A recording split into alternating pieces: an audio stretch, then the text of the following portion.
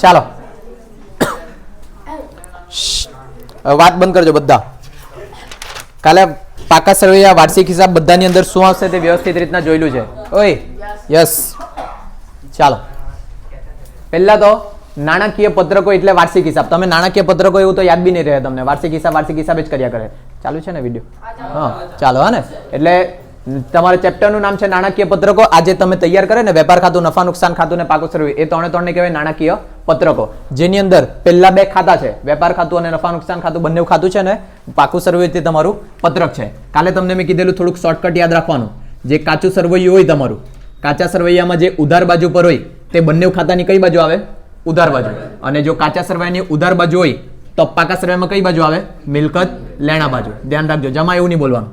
પછી કાચા સરવૈયાની જે જમા બાજુ હશે તે બધું આવશે બંને ખાતાની જમા બાજુ, અને પાકા સરવૈયામાં આવશે મૂડી દેવા બાજુ. બરાબર. આ જે પાકું સરવૈયું છે તે તમારું પત્રક છે, એટલે ઉપર ઉધાર જમા લખવાનું નહીં, અને ઉપર હેડિંગની અંદર ના રોજનું લખવાનું. અને આ જે બંને છે વેપાર ખાતું અને નફા નુકસાન ખાતું, તેના ઉપર લખવાનું ઉધાર જમા. કેમ? એ બંને ખાતા છે. અને ઉપરના હેડિંગમાં ના રોજ પૂરા થતા વર્ષનું લખવાનું. બરાબર. ચાલો હવે આજે વેપાર ખાતું જોઈ લે. અને અંદરના જો ખર્ચા, એમ તો તમે હોશિયાર છે એટલે બધા નામ તમને ખબર જ હોય, મને ખબર, પણ જે નામ નહીં ખબર હોય તે આજે તમે પૂછી લેજો. ચાલો હવે ઉપર હેડિંગ આખું નથી આપતો, અહીંયા ખાલી લખું વેપાર ખાતું. ખાલી વેપાર ખાતું જ બતાવવાનું છે, કેમ કે એ જ તમારે મોડે કરવાનું છે. નફા નુકસાન ખાતું મોડે નથી કરવાનું. અને પાકું સરવૈયું તમારે 2 કે 3 વખત નજર મારવા જ પડશે, તો જ આવડશે, નહીં તો નહીં આવડે. ચાલો જો વેપાર ખાતાની ઉધાર બાજુ સૌથી પહેલા શરૂઆતનો સ્ટોક. શરૂઆતનો સ્ટોક આવી જાય. પછી ખરીદી. ખરીદીમાંથી તમારે બાદ કરવાનું ખરીદ પરત, અને પછી બાદ કરવાનું પાછું અન્ય રીતે ગયેલ માલ. ફાજલ વાત બંધ કરજો. ચાલો આ ખરીદી બાદ ખરીદ પરત બાદ અન્ય રીતે ગયેલ માલ, ને પછી જે ફાઇનલ રકમ આવે તે અહીંયા આ શરૂઆતનો સ્ટોકની ફાઇનલ રકમ આમાં. પછી અહીંયા જે બધા ખર્ચા આવે બોર્ડ પર, તે બધા ખર્ચાને કહેવાય ખરીદીને લગતા ખર્ચા. કયા ખર્ચા? ખરીદીને લગતા ખર્ચા. એના પછી એ બધા ખર્ચા પતી જાય, આની અંદર બીજી બે વસ્તુ આવશે, ઉત્પાદનને લગતા ખર્ચા અને કારખાનાને લગતા ખર્ચા. બીજા કયા? કારખાનાને લગતા ખર્ચા. હવે આ બંને ખર્ચામાં નામ કોઈ યાદ નથી રાખવાના. આની આગળ લખેલું જશે કારખાનાનો પગાર, કારખાનાનું ભાડું, હા ને, એટલે ખબર પડી જશે. અને ઉત્પાદનને લગતા ખર્ચા મેં તમને દાખલામાં ઓળખતા શીખવાડા. ચાલો આટલું થઈ જશે. હવે અહીંયા હજુ ખર્ચા લખ્યા નથી મેં. પછી આ બાજુ જમા બાજુ પર આવશે સૌથી પહેલા વેચાણ. એમાંથી માઇનસ કરવાનું તમારે વેચાણ પરત. અને અત્યારે તમારે આટલું જ યાદ રાખવાનું. પછી જો કોઈક વખત તમને આપેલું હોય ભંગાર માલનું વેચાણ, તો બી અહીંયા જ લખવાનું ભંગાર માલનું વેચાણ, જે તમારા દાખલામાં બહુ ઓછી વખત જોવા મળશે. અને એક હજુ વસ્તુ આવશે આખર સ્ટોક. ક્લિયર આટલું બધાને? હા ને. હવે અહીંયાના ખર્ચાની વાત કરીએ. ખર્ચામાં જેટલા યાદ આવે તેટલા લખું. મજૂરી, આવક માલ ગાળા ભાડું, પગાર નહીં આવશે મેં તમને કેવું. પછી દરમાયો, ખરાજાત ખર્ચ, ડેમરેજ, કસ્ટમ ડ્યુટી, રોયલ્ટી, જકાત, નૂર. બરાબર. પછી મજૂરી આવી ગઈ, આવક માલ ગાળા ભાડું, દરમાયો, ડેમરેજ, ગોદી ચાર્જ, રોયલ્ટી આવી ગઈ. ચાલો બીજા થોડાક નામ જોવા પડે. એમ છે ને, નામ જોઈ તો યાદ આવી જાય કે આની અંદર આવે, પણ એક્ઝેક્ટ યાદ રાખવા એટલે ભારી કામ. ચાલો મજૂરી આવી ગઈ, નૂર, આવક માલ ગાળા ભાડું આવી ગયું. હા પછી રેલવે નૂર આવ્યું. બાકી રેલવે નૂર. પાઘડી કોઈ ખર્ચ નહીં મળે ગધેડાઓ, અત્યારે મારા પર છોડો ને પછી તમે તમારું કરજો. ઓક્ટ્રોય, લારી ભાડું, તોલાઈ, અહીંયા લખું તોલાઈ. પછી વોરફેજ આવ્યું. વોરફેજ બાકી ને? ચાલો અહીંયા લખીએ વોરફેજ. એના પછી રોયલ્ટી આવી ગયું, દરમાયો આવી ગયું, ખરાજાત ખર્ચ આવી ગયું, અને બધું આવી ગયું. બરાબર. ચાલો હવે આ ખર્ચા એમ તો તમને બધા નામ ખબર જ છે ને, એ હું હોય ને એમ તેમ બધું. હા ને. આટલા તમારે નહીં એમ કે જો એક પેલો જેને જાણવું હોય તે ની કઈ વરી. અહીંયા જોઈ લેજો પહેલા આ જેટલા બી ખર્ચા છે, આ ખર્ચા તમારા લાઈનમાં યાદ રાખવા કોઈ જરૂરી નથી. અને ખાલી તમારે મોડે કરી દેવાના. મજૂરી, આવક માલ ગાળા ભાડું, દરમાયો, વોરફેજ, તોલાઈ, ખરાજાત ખર્ચ, ડેમરેજ, કસ્ટમ ડ્યુટી, રોયલ્ટી, જકાત, નૂર, ગોદી ચાર્જ, રેલવે નૂર. 2 વખત આવ્યું રેલવે નૂર, એક જ વખત આવ્યું રેલવે નૂર. પછી ઓક્ટ્રોય અને લારી ભાડું. આટલા તમારે નામ યાદ રાખવાના બધાય. જો આ નામ પરફેક્ટ યાદ રહી ગયા તો આ સિવાયના બધા આવશે નફા નુકસાન ખાતામાં. હું તકલીફ નહીં. ચંદન જેવા પાછા આવે બહુ જલ્દી ને હને આ નામ યાદ રહી ગયા. આ સિવાયના બધા મન શેમાં આવશે? નફા નુકસાનના ખાતામાં. બીજી ટાઈમ પાસ બંધ કરજો. ચાલો હવે અહીંયાથી સ્ટાર્ટ કરીએ અને એક શબ્દ જે આમાં મેં લાઈનમાં લખ્યા છે તે લાઈનમાં જ સમજીએ. સૌથી પહેલા ઓક્ટ્રોય લખ્યું છે. ઓક્ટ્રોય હોતો ઓક્ટ્રોય. હા છેલ્લે મળી ગયું. ચાલો આ જે બધા ખર્ચા છે ને તે કેવા ખર્ચા છે? ખરીદીને લગતા ખર્ચા. ઓય અહીંયા ખરીદીને લગતા ખર્ચા છે. એટલે પેલું જે ઓક્ટ્રોય, અમુક ગવર્મેન્ટ છે ને અમુક વસ્તુ પર સ્પેશિયલ ચાર્જ લગાવે ખરીદી વખતે, અને જે તે સ્પેશિયલ ચાર્જ લગાવે ખરીદી વખતે તેને કહેવાય ઓક્ટ્રોય. જેમ કે અમુક વસ્તુ છે ને અમુક જગ્યાએ મોંઘી મળે, અમુક જગ્યાએ સસ્તી મળે. જોયેલું છે એવું કોઈ જગ્યાએ? હા ને હવે એક્ઝેક્ટ એક્ઝામ્પલ તો આવતું નહીં મળે. હું કોલ્ડ કોફી આ જો તમે લોકો એટલે નોટેજ. હા ને ફટાકડા હા કહી શકે જ્યાં બેન હોય ત્યાં તમારા થોડાક મોંઘા મળી શકે, પણ એ વસ્તુ અલગ થઈ જાય, આ વસ્તુ અલગ થઈ જાય. હા ને જ્યારે વેપાર હા દારૂ હા ને બહુ ખરાબ તમે લોકો તો. હા ને આ વિડીયો ચાલુ છે તે હા ને નહીં તો હમણાં વાત કરતા આગળ.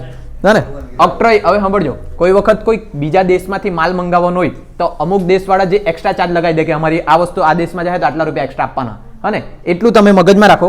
કોઈ વસ્તુ જ્યારે ખરીદવાની હોય તમારે એ ખરીદતી વખતે જે એક્સ્ટ્રા ચાર્જ લેવામાં આવે તે શું કહેવાય? ઓક્ટ્રોય. અને એક પ્રકારનું એ જકાત જ છે. જકાત એટલે ટેક્સ, નૂર. હા ને અહીંયા દેખાય આ જકાત ટેક્સ, એ બધું ટેક્સ જ એક પ્રકારનું જ્યારે ખરીદે ને માલ ત્યારે લાગે. એના પછી બીજું લખ્યું છે મેં લાઈનમાં કસ્ટમ ડ્યુટી હશે કદાચ. હા ને ચાલો જ્યારે કસ્ટમ ડ્યુટી લખી ગઈ હા ને એના પહેલાનું બીજું આવી ગયું. ચાલો કસ્ટમ ડ્યુટી. હવે અહીંયા જોજો આ કસ્ટમ ડ્યુટી વિદેશી જે કોઈક બીજી સંસ્થા હોય ને, જેમ કે તમે બીજા દેશમાંથી યુએસમાંથી માલ મંગાવતા હોય, હવે યુએસ ગવર્મેન્ટના ટેક્સના કાયદા અલગ હોય અને આપણા ભારત ગવર્મેન્ટના ટેક્સના કાયદા અલગ હોય. જ્યારે તમે બીજા દેશમાંથી માલ મંગાવે અને બીજા દેશવાળા જે તમારા ખરીદી પર ટેક્સ લગાડે તે કયું કહેવાય? Custom duty. ક્લિયર થાય આટલી વસ્તુ? હવે આ શું હતું? ઓક્ટ્રોય. જો તમે કોઈ સ્પેશિયલ વસ્તુ મંગાવે એ સ્પેશિયલ વસ્તુ પર ટેક્સ લગાડવામાં આવે તો ઓક્ટ્રોય. અને આ જે કસ્ટમ ડ્યુટી છે તે દેશવાળા પોતાનું જે ટેક્સ વસૂલ કરે તે કસ્ટમ ડ્યુટી. તમારે અર્થ સાથે કઈ લાગે વળગે નહીં તે બી તમને કહી દે, તમારે ખાલી નામ ગોખવાના છે બધા. હા ને ચાલો કસ્ટમ ડ્યુટી પછી હું લખેલું છે ડેમરેજ કે લારી ભાડું. લારી ભાડું ખબર પડે? જો તમે માલ ખરીદે તો પેલા જૂના ટાઈમમાં પેલું બળદગાડું ને એવું બધામાં લઈને આવતા માલ ડિલિવરી કરવા, એવું જોયેલું છે? એવા ત્યારથી આ જૂનું નામ પડેલું છે લારી ભાડું. એટલે કે જો તમે રસ્તાના માર્ગથી તમે કોઈ બી ડિલિવરી મંગાવે તો એ શું આવે? લારી ભાડું. હવે આ લારી ભાડું આવ્યું છે તો સાથે સાથે પેલું બી જોઈ લે રેલવે નૂર. હા ને જો તમે માલ રેલવે પરથી મંગાવે તો રેલવે નૂર. એટલે કે તમે જોયું હશે પેલી માલગાડીમાં માલ આવે તે. હા ને ખરીદી વખતે. લારી ભાડું એટલે જ્યારે રસ્તા પરથી મંગાવે, રેલવે નૂર એટલે જ્યારે તમે રેલવે પરથી મંગાવે. બરાબર. અને આપણે બીજું શું જોતા હતા અત્યારે? એના પછી ડેમરેજ અને વોર્ફેજ. ડેમરેજ અહીંયા. હવે તમે છે ને અમુક વખતે ધારો કે તમે રેલવે પરથી માલ મંગાવ્યો, સાંભળજો રેલવે પરથી માલ મંગાવ્યું ને 5 તારીખે તમે લઈને જવાના હતા, પણ કોઈ કન્ડિશનસર તમે 5 તારીખે નહીં આવી શક્યા અને એ માલ તમે છોડાવવા 7 તારીખે ગયા, તો એ પેલો 2 દિવસ માલ એમ પ્લેટફોર્મ પર પડી રહી? નહીં પડી રહી. એ લોકો ત્યાં વખારમાં રાખે. વખાર એટલે ખબર છે ને? હા ને ગોડાઉનમાં સ્ટોર કરીને રાખે. તો જે 2 દિવસ એ લોકોએ ગોડાઉનમાં રાખ્યો ને તેના બી પૈસા લે. હા ને તો જે એના ચાર્જ લાગે ને એ કહેવાય કાં ગયું ડેમરેજ. હા ને જ્યારે તમે રેલવે પરથી માલ મંગાવે અને લઈ જવામાં મોડું કરે અને તે ત્યાં સ્ટોર કરી રાખે, એ સ્ટોર પર તમે જે ચાર્જ આપે તે ડેમરેજ. ડેમરેજ સાથે બીજું શું હતું? વોર્ફેજ કે ગોદી ચાર્જ? હા ને વોર્ફેજ. ડેમરેજ સાથે આ વોર્ફેજ. આ રેલવેમાં જ્યારે માલ સ્ટોર રહી ત્યારે ડેમરેજ, અને જ્યારે દરિયાઈ માર્ગે મંગાવે અને ત્યાં બંદર પર સેવ રાખે ને અને એ બંદરના તમારે જે ચાર્જ આપવા પડે તે વોર્ફેજ. પણ આ વસ્તુ ખબર? બધું હરકું જ જેવું લાગે પણ બધાનો મિનિંગ ડિફરન્સ છે. એટલે મેં પેલું લાઈનમાં લખેલું તે પ્રમાણે મને યાદ છે. હા ને ક્લિયર આ બધી વસ્તુ? જો જ્યારે તમારા માલ મંગાવવા પછી રેલવેમાં માલ પડી રહી ને રેલવેના ગોડાઉનમાં પડી રહેલું છે ને, તમે જે ગોડાઉનનો ચાર્જ આપે તે ડેમરેજ, અને જ્યારે દરિયાઈ માર્ગે મંગાવે અને જ્યારે તાના બંદર પર માલ પડી રહેલો હોય, પડી નહીં રાખેલો હોય, મૂકી રાખેલો હોય અને સ્ટોર કરી રાખેલો હોય, તે માલ છોડાવવા માટે જે પૈસા આપે તે વોર્ફેજ. બરાબર. અર્થ સાથે કોઈને કઈ લાગે વળગે નહીં એ બી ધ્યાનમાં રાખજો. પછી દરમાયો. હા હેલું દરમાયો એટલે કે જે છે ને તમારા એકમની અંદર આ મજૂરી દેખાય ને, આ મજૂરી જેવું જ છે દરમાયો. જે સેવા કરવા માટે મજૂર ઊભા કરેલા હોય ને તે લોકોને આપે દરમાયો. એવું સાંભળેલું છે કે નહીં? એમ તમારા મમ્મી પપ્પા જૂના ટાઈમ વાળા બોલે કોઈ પણ તમે હું પગાર જ બોલ્યા કરતા રહે એટલે. હા ને પગાર અલગ છે ને આ દરમાયો અલગ છે. દરમાયો તમારા જે આમ સપોર્ટ કરવા માટે રહે ને એક પ્રકારના મજૂરે સમજવાના. અને આ મજૂરીનું સમાનાર્થી શબ્દ છે એવું સમજી રાખો, બીજું કંઈ યાદ નહીં રાખો એમાં. અને લાસ્ટ છે કયું? ખરાજાત ખર્ચ. ચાલો ચોથું. અને એટલા ફાસ્ટ બોલે અને વચ્ચે હજુ રહી ગયા એવું લાગ્યા કરે. કયું? ગોદી ચાર્જ આવ્યું.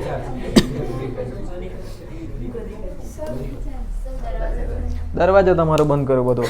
આપણો વિડીયોમાં ગંદો ગંદો આવે દરવાજો તે તમને ગમે? હું ખબર કોઈ જોયું ને ગંદો દરવાજો નહીં ગમ્યો ને એમ ગૂગલ પે સ્કેનર માંગીને પે કરી દીધું. 5 નહીં રે ને આવું દેખાડો ને તો 5,000 કોઈ ગૂગલ પે કર્યા ને કામ થઈ ગયું આપણું. પાર્ટી કરી નહીં રે એવું કોઈનું પેલું થોડી કરવાનું. 2,000 નો દરવાજો લગાડવાનો 3,000 ખાવાનું. હા ને ચાલો કઈ ગયું આપણે શું જોવાના હતા? ખરાજાત ખર્ચ. ખરાજાત ખર્ચ જોવાના હતા. જોજો જ્યારે માલ સામાનની ઉપર કોઈ ટેક્સ લગાડવામાં આવે તે તમારો ખરાજાત ખર્ચ. આ બધું શેનો ખર્ચ છે? ખરીદીને લગતો જ ખર્ચ છે. અને એમાં એક સ્પેશિયલ વસ્તુ યાદ કરવાની હતી, રોયલ્ટી. આ રોયલ્ટી સાંભળ્યું છે કોઈ દિવસ તમે? કાંઈ સાંભળ્યું તમે? હા ને સાંભળજો. જો કોઈ વ્યક્તિ અથવા તો કોઈ પણ માણસ કોઈ ગીત લખે, કોઈ બુક લખે અથવા તો કંઈ પણ વસ્તુ લખે જે એની પોતાની હોય તો એ પોતાની વસ્તુ પેટન્ટ કરાવે. ખબર છે આ વસ્તુ? હવે એ પેટન્ટ કરાવે ને તો એનો યુઝ જે લોકો કરે ને એ બધા એને પૈસા ચૂકવે. એ જે પૈસા ચૂકવે તે રોયલ્ટી કહેવાય. સાંભળજો. હવે ધારો કે તમે ઇન્સ્ટાગ્રામ પર જોયેલું હશે, કોઈ એક જણ ગીત બનાવે, બરાબર? હવે એ જે સિંગર હોય ને, ધારો કે અરિજીત સિંહનું કોઈ સોંગ વાયરલ થતું છે, તમે લોકો બધા એનો યુઝ કરતા છે, એ જેટલા લોકો યુઝ કરતા જશે ઇન્સ્ટાગ્રામ તે પ્રમાણે અરિજીત સિંહને પૈસા મોકલતા જાય એના અકાઉન્ટમાં. પછી એના કરતાં વધારે જોઈએ તો કોઈ એક બુક લખેલી, બુક વ્યવસ્થિત ખબર પડે. જો તમે કોઈ બુક લખી છે એ બુકની જેટલી કોપી વેચાય ને એ ખરખી રીતના જોઈએ.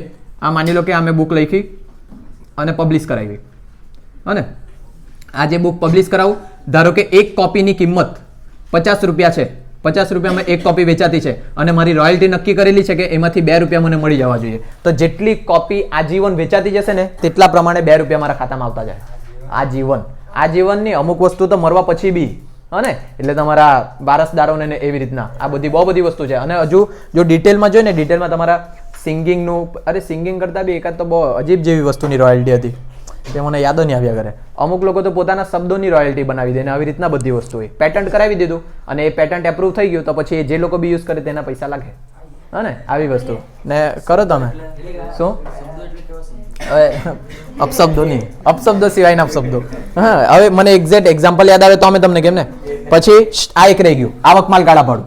હા ને ચાલો, આવક માલ ગાળા ભાડું એટલે કે જ્યારે તમે માલ મંગાવતા હોય અને માલ ખરીદી વખતે જે ચાર્જ લાગે, ગાળા ભાડું, જે ગાડીમાં આવે ને તેને ભાડું આપે તે આવક માલ ગાળા ભાડું. અહીંયા જોજો એકાદ બીજું બી એવું જ આવેલું, લારી ભાડું. પડે ખબર? આ બધું હરકું જ છે. પણ જો જાવક માલ ગાળા ભાડું આવે ને તો આની અંદર નહીં આવે. જાવક માલ ગાળા ભાડું એટલે માલ વેચતી વખતે લાગ્યો, હા ને? માલ વેચે એટલે તો જ ગાડું જાય તમારા દુકાનમાંથી. એવા દેશી નામે જ લખ્યા છે બધા, હા ને? તો જો આવક માલ ગાળા ભાડું આવે તો વેપાર ખાતામાં, પણ જાવક માલ ગાળા ભાડું આવે તો નફા નુકસાન ખાતામાં. એટલે એક વખત ખાલી અહીંયાથી મેં બોલ્યું એટલે કાન પર શબ્દ પડે ને તો યાદ રહે તમને, હા ને? સૌથી પહેલા શરૂઆતનો સ્ટોક, પછી ખરીદી, બાદ ખરીદ પરત, બાદ અન્ય રીતે ગયેલ માલ. આ તમારા લાઈનમાં રહેવા જોઈએ. પછી આની અંદર ખાલી ખર્ચા એવી રીતના 2-3 વખત જોઈ દેવાના કે તમારા નોટમાં કોઈ કે સવાલમાં નામ આવે તો ખબર પડી જાય, હા ને? ચાલો, મજૂરી, તોલાઈ. તોલાઈ રહી ગયું ને. તોલાઈ એટલે કે તમે જ્યારે આવું વસ્તુ જોયું છે કોઈ દિવસ? અમે જોબ કરેલી ને ચીકુ માર્કેટમાં, જોજો અહીંયા સાંભળો. જ્યારે ચીકુ માર્કેટમાં જોબ કરેલી ત્યારે, હવે ખબર હોય તો તમને આખા ટ્રક ભરી ભરીને કેરી જાય, હા ને? તો પહેલા જે આ ટ્રક આવે, મારી સુંદર ટ્રક, હા ને? ચાલો,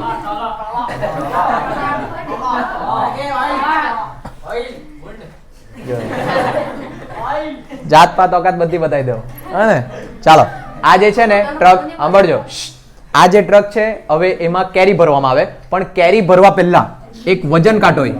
સાંભળજો, વજન કાંટો એ ખાસો મોટો હોય, બરાબર? એ પહેલા જાય, આખું ટ્રકનું વજન થાય. ધારો કે ટ્રકનું વજન નીકળ્યું 5,000 કિલો, હા ને? આ ધ્યાન રાખજો. આ 5,000 કિલો ટ્રકનું વજન નીકળ્યું, પછી એ પાછું ટ્રક આવે, આખું ટ્રક ભરાય, એ ટ્રક ભરાય, પાછું વજન કરવા જાય. અને ધારો કે 15,000 કિલો વજન નીકળ્યું તો કેરી કેટલા કિલો હશે? 10,000 કિલો. આ ખબર પડ્યું? આના માટે વજન કરવામાં આવે. તો આ જે વજન કરવા જાય ને તો આ જે વજન કાંટો હોય એના 70 રૂપિયા 50 રૂપિયા એવા ચાર્જ લઈ, હા ને? તો જે 2 વખત થાય 150 રૂપિયા એવું માની લે. આવા જવાનો બંને ખર્ચો લઈ લીધો 150. તો આ 150 જે વજન કરવાના પૈસા લીધા ને તેને કહેવાય તોલાઈ, હા ને? તોલવાના પૈસા લીધા, એવું પડ્યું ખબર? ધીરે ધીરે આ બધું જોઈ લો હોય, પણ તમને છે ને અત્યારે એક્ઝેક્ટ યાદ નથી આવતું. આ બધી વસ્તુ એવી જોઈ. પછી એમ છે ને તોલાઈ, એમ તમારા પેલા ત્રાજવામાં ને એમ તોલે તેના પૈસા નહીં લે એ લોકો, આવી મોટી મોટી વસ્તુના પૈસા લે. બાકી તો એમ જ તમને તોલીને આપી મૂક્યા કરે. ગોદી ચાર્જ રહી ગયું. ગોદી ચાર્જ, એ ગોદી ચાર્જ મને હવે યાદ નહીં આવ્યા કરે. લાઈનમાં લખેલું તો યાદ આવે. ચાલો, ગોદી ચાર્જ મને યાદ નહીં મળે, પછી પાછું યાદ કરાવજો મને, એટલે કેવા. પછી બીજું કઈ છે એવું નહીં ચાલે.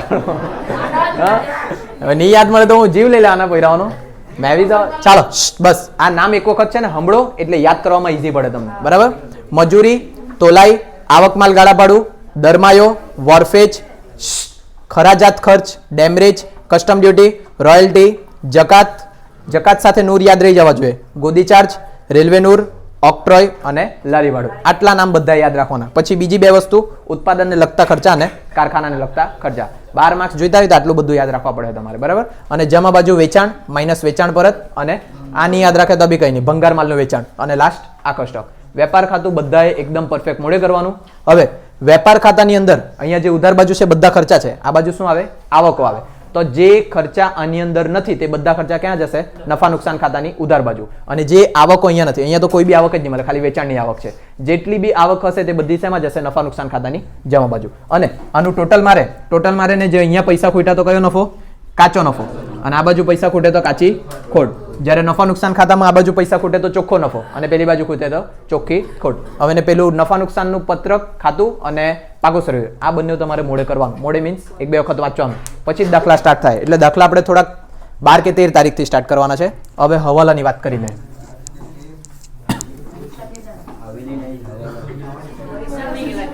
પરીક્ષા આવી ગયેલા. 14 તારીખે શું કરવાનું? અરે લાડવા લઈ આવજો ને, આપણે હાથે ખાવું ને. હા, તલ, ગોળ, હા હું લઈને પડે. ચાલો, એક કયો શબ્દ રહી ગયો? દરમાયો રહી ગયો ને. દરમાયો કાલે જોવા પડે. દરમાયો રહ્યો કે કયો રહ્યો? એમ દરમાયો તો કીધો. ચાલો, અહીંયા બોર્ડ પર ઉપર જો તમારા ચોપડીની અંદર જો હે ને ખાસા એવા હવાલા છે, એમાંથી થોડાક ઘણા અહીંયા લખતો છે, અહીંયા જોઈ લેજો. અને હજુ જો તમે હવાલા વાળું નહીં લખ્યું ને તો અહીંયા જે લખું તે જ લખી દેશો તો બી વાંધો નહીં. ચાલો, સૌથી પહેલા કાલે જે જોયેલા તે નહીં નોંધેલ ખરીદી, બોર્ડ પર જોવાનું બધાએ. જો નહીં નોંધેલ ખરીદી હોય તો તેની બે અસર, સૌથી પહેલા ખરીદીમાં પ્લસ અને બીજું લેણદારમાં પ્લસ રહેશે. યાદ બધાને? હા ને, ખરીદીમાં પ્લસ અને લેણદારમાં પ્લસ. એના પછી નંબર 2 લખું નહીં નોંધેલ વેચાણ. જો વેચાણ હોય તો વેચાણમાં પ્લસ અને દેવાદારમાં પ્લસ. 12 માર્ક્સ જોઈતા, અહીંયા મગજ ખોલીને ધ્યાન આપજો ને તો પૂરું થાય તમારું. આટલું જ યાદ રાખવાનું બધાએ. નહીં નોંધેલ ખરીદી, ખરીદીમાં પ્લસ અને લેણદારમાં પ્લસ. નહીં નોંધેલ વેચાણ, વેચાણમાં પ્લસ, દેવાદારમાં પ્લસ. પછી નંબર 3 નહીં નોંધેલ ખરીદ પરત. નહીં નોંધેલ ખરીદ પરત. ચાલો, જો ખરીદ પરત હોય તો ખરીદીમાંથી બાદ અને લેણદારમાંથી બાદ. લેણદારમાંથી બાદ. અને સેમ તેવી જ રીતના નંબર 4 નહીં નોંધેલ વેચાણ પરત. જ્યારે એ આવે ત્યારે વેચાણમાંથી બાદ અને દેવાદારમાંથી બાદ. ચાલો, આ 4 તમારા મુખ્ય હવાલા બધાએ પરફેક્ટ કરવાના. આને બરાબર પાછું જોઈ લેજો. ખરીદીની વાત આવે ત્યારે ખરીદીમાં પ્લસ, લેણદારમાં પ્લસ. વેચાણની વાત આવે તો વેચાણમાં પ્લસ અને દેવાદારમાં પ્લસ. ખરીદ પરત હોય તો ખરીદીમાંથી માઇનસ અને લેણદારમાંથી માઇનસ, ને વેચાણ પરત હોય તો વેચાણમાંથી માઇનસ અને દેવાદારમાંથી માઇનસ. દરરોજ આટલી માથાકૂટ કરો પણ તો બી ધોઈ જાય પહેલામાં જ. ચાલો, એના પછી આગળ વધીએ. 4 મુખ્ય હવાલા તે ચૂકવવાના બાકી ખર્ચા. બરાબર, ધ્યાનથી જોજો. ચૂકવવાના બાકી ખર્ચા, બાકી શબ્દો એટલે પ્લસ, એટલે અહીંયા લખવાનું ખર્ચામાં પ્લસ. ખર્ચા એટલે પગાર આવશે, મજૂરી આવશે, જે બધા અહીંયા ખર્ચા લખેલા હતા ને તે બધા કોઈ બી ખર્ચા આવી શકે. ખર્ચામાં પ્લસ, ને પછી ચેક કરવાનું આ તમારું દેવું છે કે લેણું. ચૂકવવાનું બાકી એટલે દેવું કે લેણું? દેવું. દેવું હોય તો મૂડી દેવા બાજુ. પડે ખબર? ચૂકવવાનું બાકી શબ્દોથી ખબર પાડવા પડે. ચૂકવવાનું બાકી એટલે તમારા માથે દેવું. દેવું હોય તો મૂડી દેવા બાજુ લખવાનું. ચાલો, એના પછી નંબર 6 અગાઉથી ચૂકવેલ ખર્ચા. અગાઉથી ચૂકવેલ ખર્ચા. ચાલો, અગાઉ શબ્દ આવે ત્યારે માઇનસ. શાબાશ. અગાઉ શબ્દ આવે ત્યારે માઇનસ, એટલે અહીંયા કરીએ ખર્ચમાંથી બાદ. ચાલો, હવે જો તમે અગાઉથી ખર્ચો ચૂકવી દીધો છે તો તમારા માટે દેવું કે લેણું? લેણું. લેણું હોય તો મિલકત લેણા બાજુ. ક્લિયર આટલું બધાને? ચાલો, એના પછી નંબર 7 અગાઉથી મળેલ આવકો. અગાઉથી મળેલ આવકો. ચાલો, અગાઉ શબ્દ આવે એટલે બાદ, એટલે સૌથી પહેલા અહીંયા લખવાનું આવકમાંથી બાદ. અને જો અગાઉથી મળી ચૂકેલું છે તમને તો તમારા માટે દેવું કે લેણું? દેવું. શાબાશ, અમુક લેણું કયા કરતા છે. જો અગાઉથી મળ્યું એટલે તમારે ચૂકવવા પડે દેવું. દેવું હોય તો ક્યાં લખાય? મૂડી દેવા બાજુ. અને એક લાસ્ટ નંબર 8 અગાઉથી મળેલ આવી ગયું. મળવાનું બાકી, મળવાની બાકી આવક. ચાલો પહેલા તો બાકી શબ્દ આવે એટલે પ્લસ, એટલે આવકમાં પ્લસ, અને મળવાનું બાકી એટલે દેવું કે લેણું? શાબાશ, લેણું. એટલે અહીંયા લખીએ મિલકત લેણા બાજુ. અને હવે જો આ લેણું દેવું નહીં ખબર પડતું હોય તો આર્ટ્સ લાઈન પકડો. ચાલો, થેન્ક યુ, ઓલવેઝ વેલકમ. હવે અહીંયા આ 4 સુધી પતા લાગે. નંબર 5 થી પાછું ચૂકવવાનું બાકી. બાકી શબ્દ હોય ત્યારે પ્લસ, અગાઉ શબ્દ હોય ત્યારે માઇનસ, પાછું અગાઉ શબ્દ હોય ત્યારે માઇનસ, અને બાકી શબ્દ હોય ત્યારે પ્લસ. પછી નક્કી કરવાનું મૂડી કે દેવું. ચૂકવવાનું બાકી એટલે ખબર પડવા જોઈએ. ચૂકવવાનું બાકી એટલે મારા માથે દેવું પડી રહ્યું, હે, મારે ચૂકવવાનું બાકી છે. ચૂકવવાનું બાકી એટલે મૂડી દેવા બાજુ. પછી અગાઉથી ચૂકવેલું. જો મેં અગાઉથી ચૂકવી દીધું હોય તો મારા માથે દેવું નથી. જો દેવું નહીં હોય તો લેણું, લેણું હોય તો મિલકત લેણા બાજુ. પછી અગાઉથી મળેલ, મને એડવાન્સમાં પૈસા મળી ગયેલા છે તો દેવું, અને એડવાન્સમાં પૈસા મળી ગયા તો મારે પાછા આપવા પડે. પાછા આપવા પડે એટલે દેવું, મૂડી દેવા બાજુ. અને લાસ્ટ મળવાનું બાકી. મારે મળવાનું બાકી એટલે મારે લેવાના છે. લેવાના એટલે લેણું, લેણું હોય તો મિલકત લેણા. આ તમારા 8 મુખ્ય હવાલા જે આપણે કાલે જોયેલા. હવે થોડાક એક્સ્ટ્રા જોઈએ. નંબર 9 આખર સ્ટોક. આ બધા યાદ રાખવાનું છે, મજાક નથી આ. ચાલો, આખર સ્ટોકની 2 એન્ટ્રી આવશે. સૌથી પહેલા વેપાર ખાતાની જમા બાજુ. જોયેલું હોય તો વેપાર ખાતામાં ક્યાં લખેલું હતું?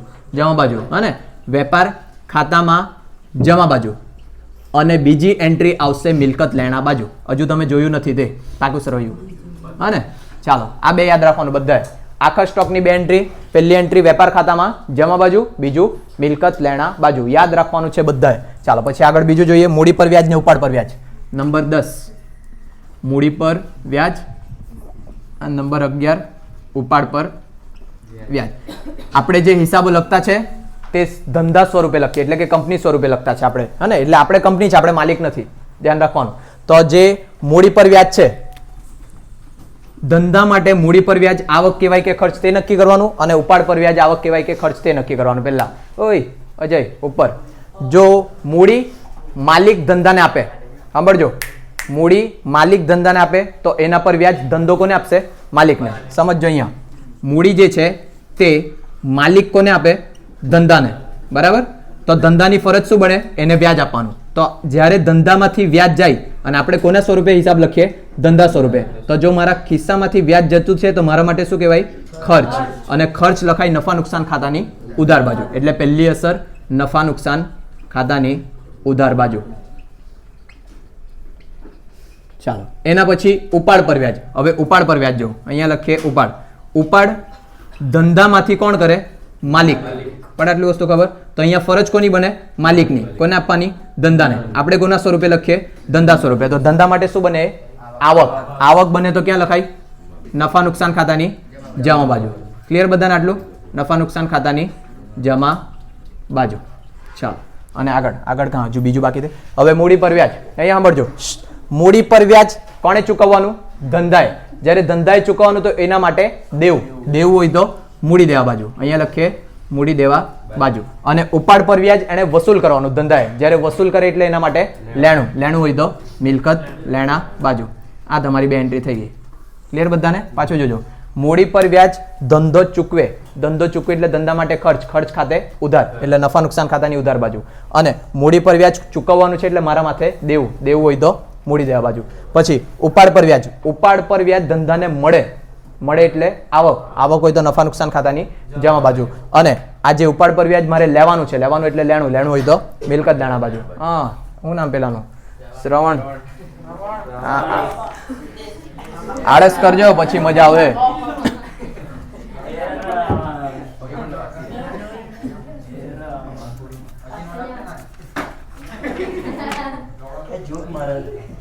Stationary stock.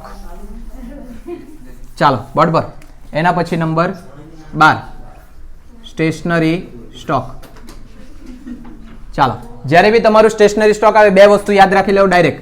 સ્ટેશનરી ખર્ચમાંથી બાદ. સ્ટેશનરી ખર્ચમાંથી બાદ. અને બીજું મિલકત લેણા બાજુ.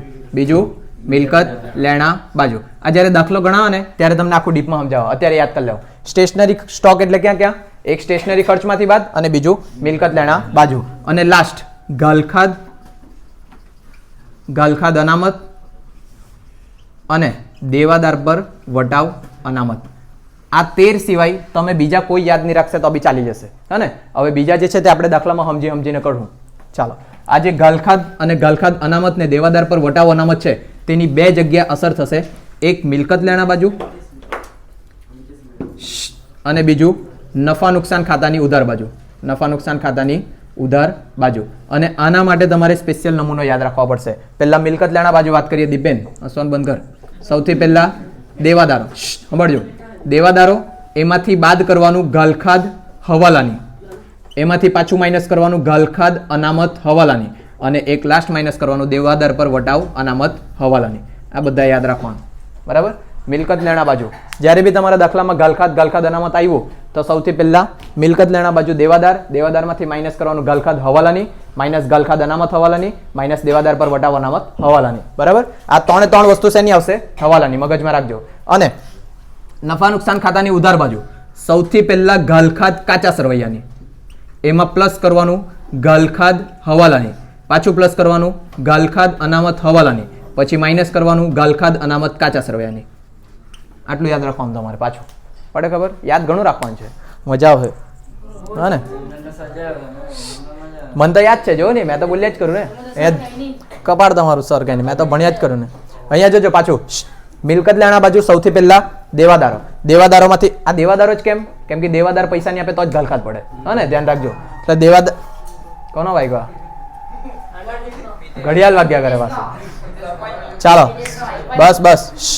દેવાદારોમાંથી પહેલા માઇનસ કરવાનું ગાલખાદ હવાલાની, પછી ગાલખાદ અનામત હવાલાની, અને પછી દેવાદાર પર વટાવ અનામત હવાલાની. અહીંયા ત્રણ વસ્તુ હવાલાનો બાદ થાય. પછી અહીંયા જોજો 2 વખત ગાલખાદ, 2 વખત ગાલખાદ અનામત. જોજો પાછું 2 વખત ગાલખાદ, 2 વખત ગાલખાદ અનામત, પહેલું ને છેલ્લું કાચું સરવૈયું વચ્ચે હવાલા. આવી રીતના ગોખી નાખજો. બરાબર. અને અહીંયા બધું હવાલાનું અને લાઈનમાં ગાલખાદ અનામત ને દેવાદાર પર વટાવ અનામત. પાછું ગાલખાદ 2 વખત, ગાલખાદ અનામત 2 વખત, પહેલું ને છેલ્લું કાચા સરવૈયાનું વચ્ચે વાળું હવાલાનું. બરાબર. અને લાસ્ટ આપેલ વટાવમાં પ્લસ કરવાનું ગાલખાદ અનામત હવાલાની અને માઇનસ કરવાનું ગાલખાદ અનામત કાચા સરવૈયાની. આટલું તમે યાદ રાખશે તો જઈને તમારાથી વાર્ષિક હિસાબ અડકાય હા ને, નહીં તો પૂરું. અને 12 માર્ક્સના વાર્ષિક હિસાબમાંથી તમને જેટલું યાદ રહે ને તેટલામાંથી 7 થી 8 માર્ક્સ એમ જ મળી જતા છે. બધાને મળી જશે, પણ થોડીક પ્રેક્ટિસ કરવા પડશે ને આટલું જેટલું દેખાતું છે તેટલું મોડે કરવાનું હા ને. હવે આનો ફોટો પાડી લેમ. તમને જે મેં હવાલાવાળો ફોટો મોકલ્યો છે ને તેમાં ખાલી આટલું જ લખી દેજો ને, ચાલશે હા ને. આટલું લખી દેવો એટલે પરફેક્ટ. અને મેં કાલે વેપાર ખાતું પૂછા હા ને, રવિવારે હું જાય સ્ટેટ ભણવાનું.